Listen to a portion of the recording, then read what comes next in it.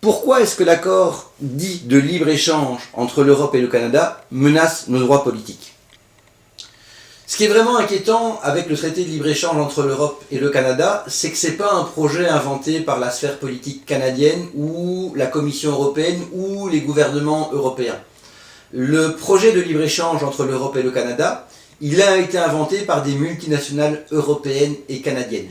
Notamment des multinationales regroupées dans un lobby qui s'appelle le Forum pour le commerce Europe-Canada. C'est justement un lobby qui a été créé par des sociétés multinationales canadiennes et européennes. On y retrouve aujourd'hui des sociétés comme Alstom, GlaxoSmithKline, Mercedes, Siemens. Donc on y retrouve des sociétés qui sont actives dans plein de secteurs très très différents, mais qui ont des intérêts stratégiques communs. Pourquoi est-ce que ces sociétés multinationales se mettent ensemble? Eh bien justement parce qu'elles ont un projet politique, c'est de modifier les lois européennes et canadiennes en leur intérêt.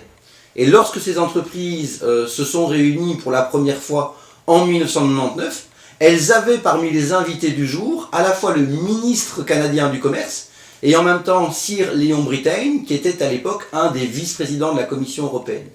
Je vais le dire autrement, quand des chefs d'entreprises multinationales canadiennes et européennes décident de se réunir ensemble pour défendre des intérêts qui sont leurs intérêts politiques, stratégiques et commerciaux, eh bien le monde politique s'assemble avec eux et leur dit écoutez, on est prêt à écouter ce que vous avez à raconter.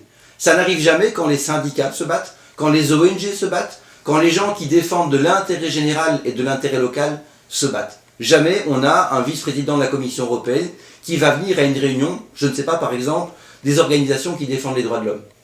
Et donc, il y a une sorte d'entre-soi, une sorte de copinage qui s'installe entre ces lobbies multinationales et les responsables ou gouvernementaux ou de la Commission européenne, donc des responsables politiques.